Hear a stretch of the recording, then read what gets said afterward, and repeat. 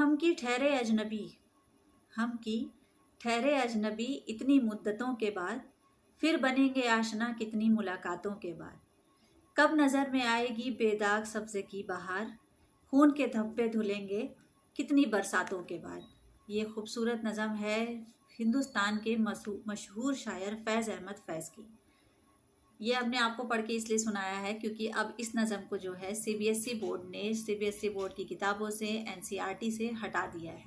इसके हटाए जाने की पूरी कहानी क्या है आपको बताते हैं। मिलर टाइम्स में आप सभी का एक बार फिर से स्वागत है। आप सुन रहे हैं मासूमा तलत सिद्दीकी को। सबसे पहले आपको बता दें कि केंद्रीय माध्यमिक शिक्षा बोर्ड यानी कि सीबीएसई ने कई बदलावों के साथ नए एकेडमिक सेशन का सिलेबस जारी किया है। इसमें 10वीं के सोशल साइंस की किताबों से बोर्ड ने उर्दू के मशहूर शायर फैज़ अहमद फैज़ की नज़में भी हटा दी हैं। ये नज़में छात्र जो हैं दशकों से पढ़ते चले आ रहे हैं, उनकी पसंदीदा रही है। ऐसे में इनको हटाए जाने के बाद कई तरह की प्रतिक्रियाएं सामने आ रही हैं। छात्र भी कुछ विरोध में नजर आ रहे हैं। इससे पहले फैज़ की एक नज़म को लेकर के आईआईटी कानपुर में भी बवाल हुआ था। मीडिया रिपोर्ट के मुताबिक 21 अप्रैल को सीबीएसई ने नया करिकुलम जारी किया। इसमें 2022-23 एकेडमिक सेशन की 10वीं एनसीईआरटी की किताब से लोकतांत्रिक राजनीतिक सेकंड में किए गए बदलाव की जानकारी दी गई है। इसके मुताबिक किताब के पेज 46, 48, 49 पर मौजूद तस्वीरों के अलावा पूरा सेक्शन सिलेबस में बना रहेगा। साथ ही ये बता दें कि पूरा सेक्शन बना रहेगा।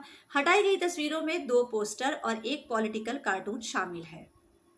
दरअसल किताब के चौथे चैप्टर जाति, धर्म और लैंगिक मसले के तहत आने वाली सब हेडिंग यानी कि धर्म, सांप्रदायिकता और राजनीति के अंतर्गत बच्चों को सांप्रदायिकता में राजनीति की भूमिका समझाने के लिए 3 कार्टून दिए गए थे।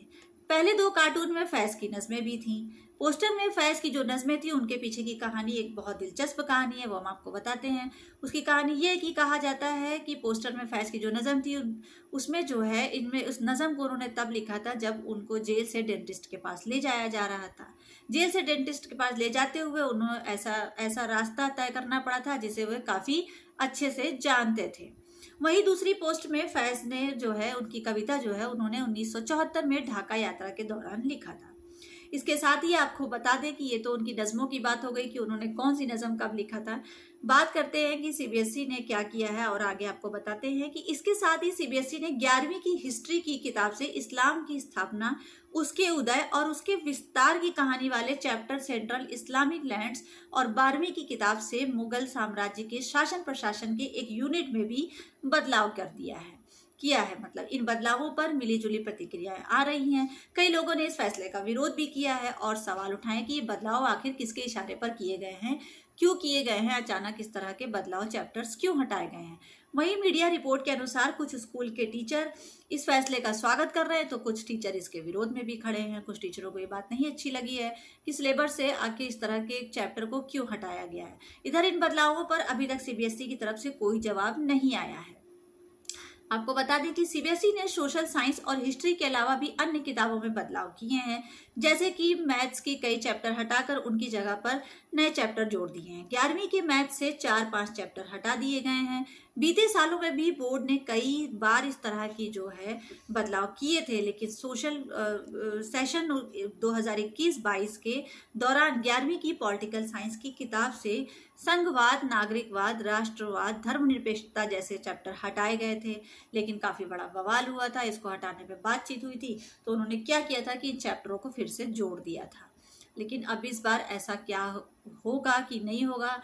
फैज़ अहमद फैज़ की जो नज़में हैं, जो गज़लें हैं, उनको किस आधार पर हटाया गया है, ये सवाल काफ़ी लोग पूछ रहे हैं। कुछ लोग इसके विरोध में हैं, कुछ इसके विरोध में नहीं है। और इसी के साथ ही कई लोगों से बात भी अलग अलग की गई कि क्या ये जो बदलाव किए गए हैं ये बच्चों के हित में सही है या नहीं है। तो किसी स्कूल के टीचरों ने इस पर कहा कि नहीं, इसमें इस तरह के बदलाव ठीक नहीं है, इस तरह के बदलाव नहीं होने चाहिए थे, क्योंकि उसमें जिन चैप्टर को हटाया गया है वो कहीं ना कहीं शासन प्रशासन, मुगल और इस्लाम, पैगंबर, इस तरह की बातों के ऊपर फोकस थे। अब उनको हटा के दूसरे तरह की चीज़ों को डाला गया है। हो सकता है वो चैप्टर बच्चों के ऊपर बोझ बन जाए। वहीं कुछ टीचर जो है इस बदले हुए चैप्टर का स्वागत कर रहे हैं। उनका कहना है कि बच्चों की आसानियों के लिए इस तरह के चैप्टर को हटाया गया है। तो ये 2 तरह की बातें भी हो रही हैं और बच्चे क्या कह रहे हैं ये तो बाद में ही आपको बता सकेंगे। तो इस आज के लिए बस इतना ही। मिलते हैं फिर और अगली खबरों के साथ कि किसके साथ क्या बदलाव किया जा रहा है देश में। तो अभी के लिए इतना ही। जय हिंद, जय भारत। मिलत टाइम्स को आपकी ज़रूरत है, हमारी आप माली मदद करें।